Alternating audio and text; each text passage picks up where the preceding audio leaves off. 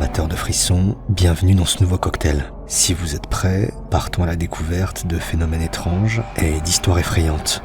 La dégustation commence maintenant.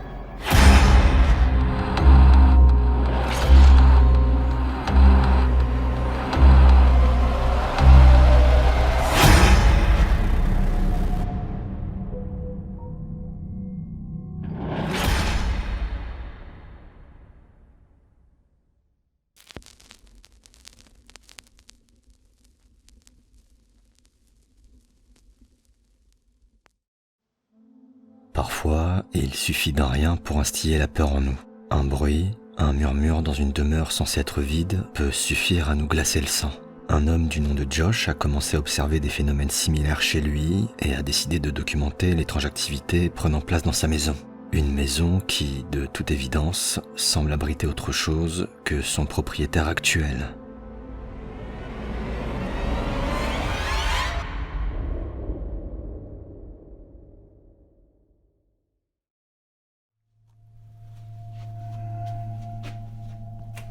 Thought I heard something down here.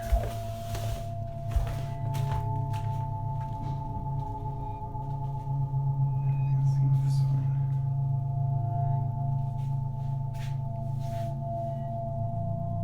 What's in here?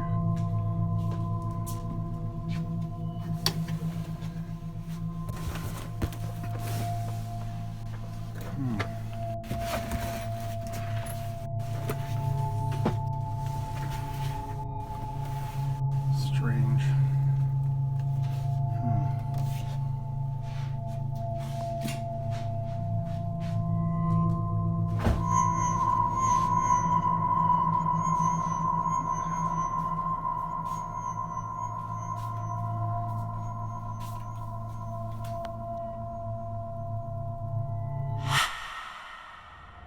Interpellé par un bruit, Josh se rend dans le débarras avec l'espoir de découvrir la cause du vacarme, mais ne trouve rien qui pourrait en expliquer l'origine. Du moins, c'était avant qu'il ne se retourne et découvre les armoires et tiroirs de la cuisine désormais ouverts, ainsi que la présence d'une poupée récemment acquise et dont certains attribuent l'étrange activité prenant place dans la maison. Une activité qui allait se montrer de plus en plus effrayante.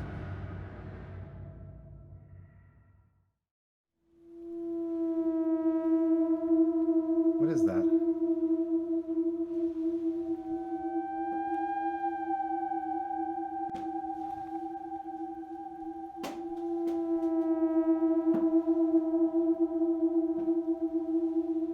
Who's there?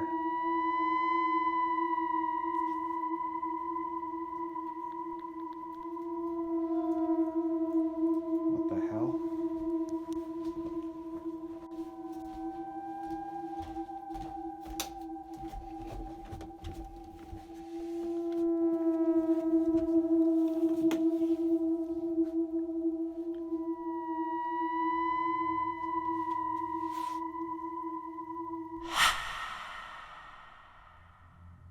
Des objets jetés, une main sinistre, mais pourtant aucune présence dans la pièce d'où semble provenir l'activité. Malgré ses nombreuses tentatives, Josh n'est jamais parvenu à filmer l'éventuelle entité qui serait à l'origine de tous ces phénomènes, jusqu'à ce fameux jour.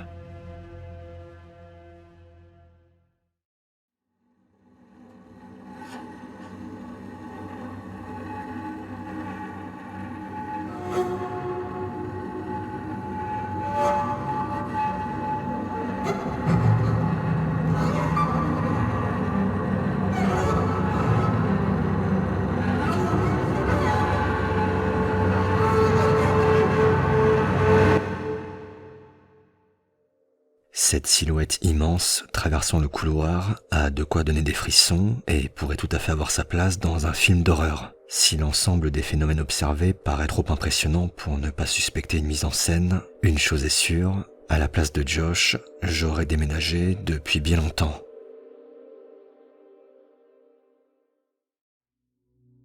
Prendre la route la nuit est un acte qui demande beaucoup de concentration et de vigilance. Dans l'obscurité, le moindre phare est une lumière dans un océan de ténèbres et derrière chaque virage peut se cacher quelque chose d'inattendu. C'est précisément ce qui est arrivé à de jeunes amis qui étaient loin d'imaginer que leur trajet allait prendre une tournure pour le moins étrange.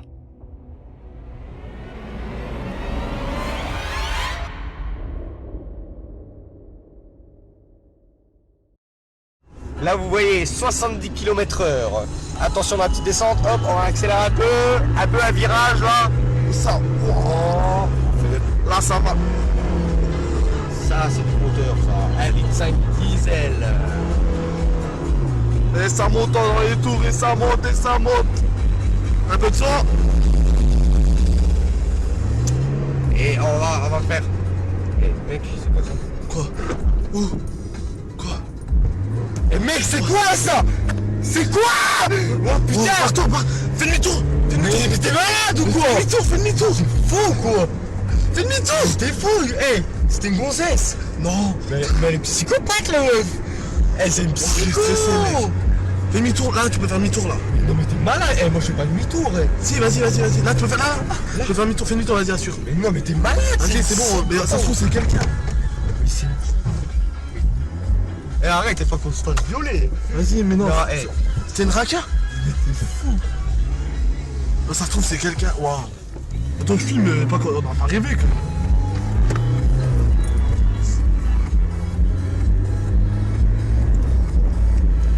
Mais c'est quoi ça? Non. Eh mais elle est psychopathe la gonzesse. Attends. Elle était dans le virage, elle est un peu plus haut là. J'ai pas rêvé. Mais c'est la dame blanche ou quoi? Oh, c'est fou. Arrête, moi je crois à mort à ça en plus. Mais si, arrête. Tu sais que c'est mauvais de revenir. Je flippe de ces armes mec. C'était où? Je sais pas, là quelque part là, elle était de côté là, je crois. Ouais, elle était là. Ouais, mais c'est pas. Ouais, elle est dans le chemin. Vas-y, viens, on va voir. Viens, on va voir. Vas-y, viens, on va voir. Vas-y.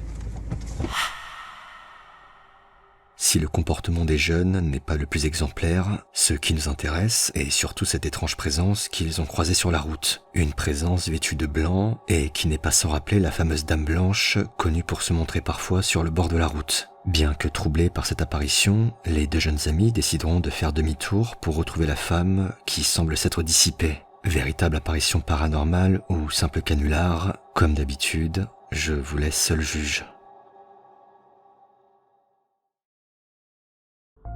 Souvent, nous choisissons d'esquiver la réalité plutôt que de faire face à des choses qui dépassent notre compréhension.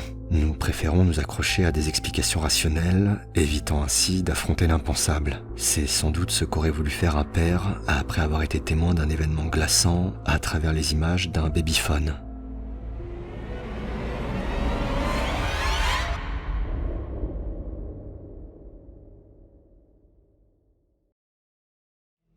There's this noise coming from the bedroom.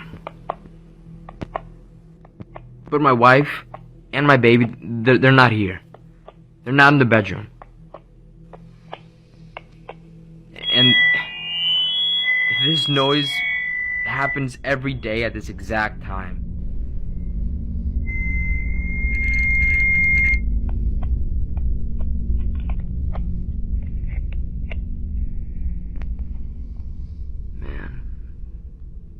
Yeah, there's no one in there. No one.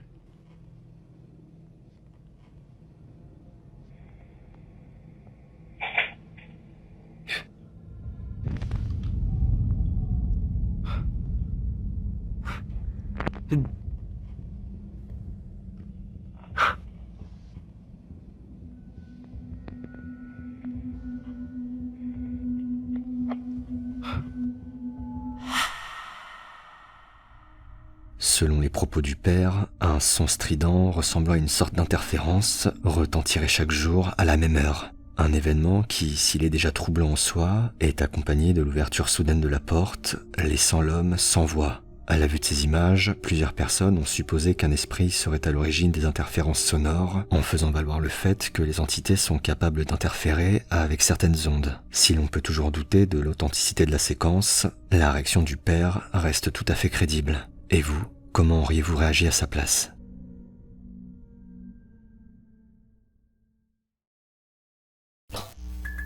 Nous sommes à la moitié du cocktail. Si l'épisode vous plaît, n'hésitez pas à liker la vidéo et à vous abonner en activant la cloche si ce n'est pas déjà fait. Ça soutient beaucoup la chaîne.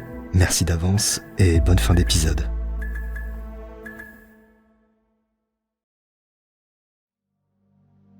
Si les vidéos de fantômes, d'esprits frappeurs et d'entités malveillantes peuvent donner quelques frissons, ce sont souvent les êtres humains, constitués de chair et de sang, qui sont les plus effrayants, car ils représentent un danger beaucoup plus réel et palpable. C'est malheureusement l'expérience qu'a fait une jeune femme pendant son séjour au Japon.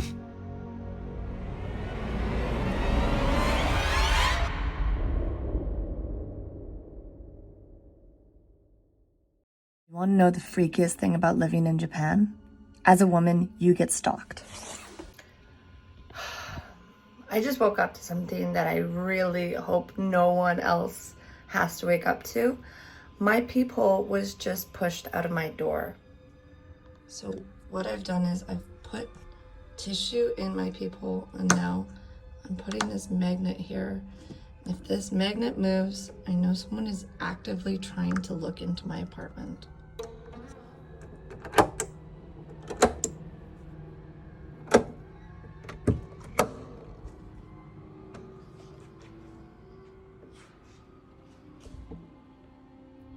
I had to check and make sure that there was no marks on my door handle to see if somebody tried to break in.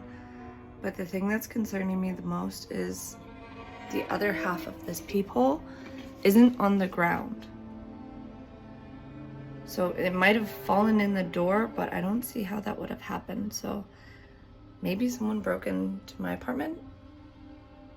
Regardless, I'm moving.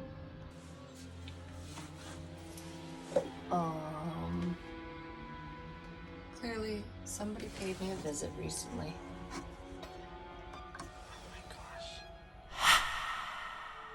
Si rien ne permet d'attester la véracité du récit de la jeune femme, son témoignage cache toutefois une vraie réalité, et certains commentaires affirment avoir vécu la même chose. Si nous nous inquiétons parfois d'être hantés par un éventuel esprit, il semble que nous devrions avant tout nous assurer de ne pas être suivis par une véritable personne dont les actes peuvent avoir des conséquences bien plus graves.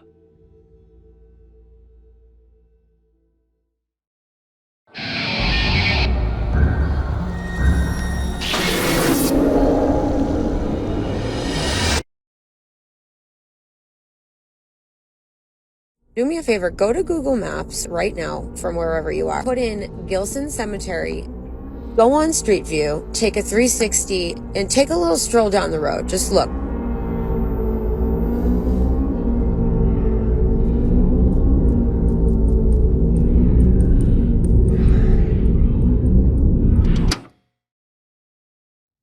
Dans le précédent cocktail de frissons, nous avions suivi l'investigation de Cédric dans un sanatorium où d'étranges phénomènes se sont produits, avec notamment un bruit assourdissant durant une séance de Ouija, ayant retenti quelques instants seulement après que Cédric ait demandé s'il était suivi par une éventuelle entité. Prenant son courage à deux mains, Cédric décida de se rendre dans le couloir et s'apprêter à faire une découverte peu rassurante.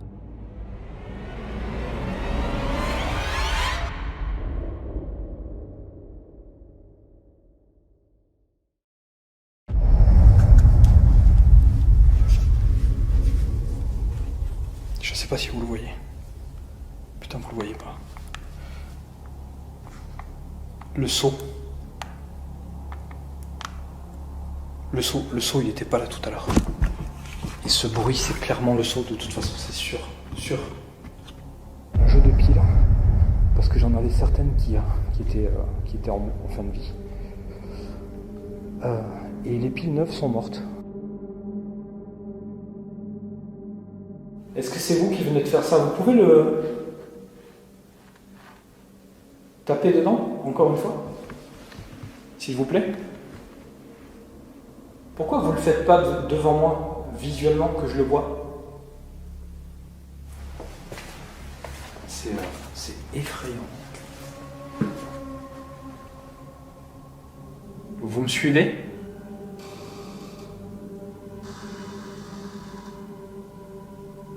J'ai pas été voir la porte. Faut jeter un œil.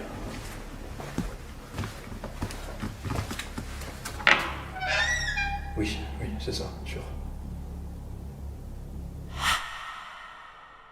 Un seau qui n'est plus dans sa position initiale, des bruits étranges, Cédric continue d'observer des phénomènes troublants dans un sanatorium qui semble bien décidé à l'effrayer, comme vont le montrer les prochaines images.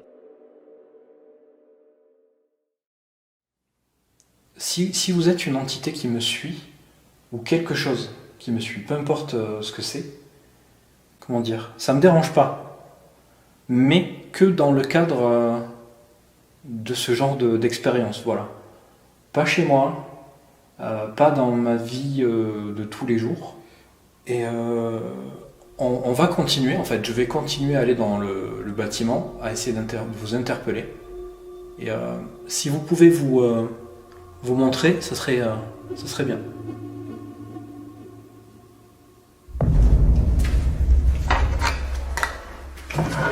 Oh putain!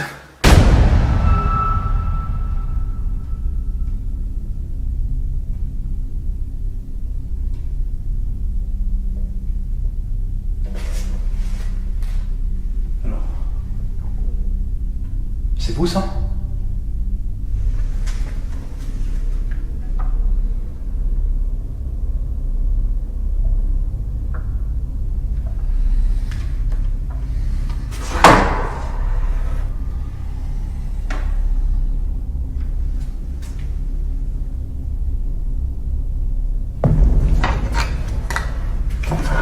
Oh putain!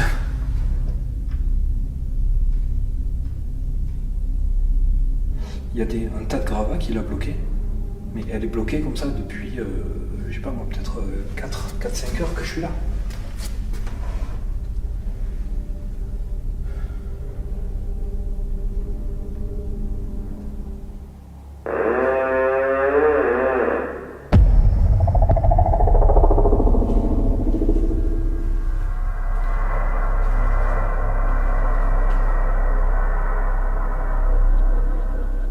Est-ce que c'était vous? Vous êtes dans cet étage? Le sol est en train de s'affaisser là-bas.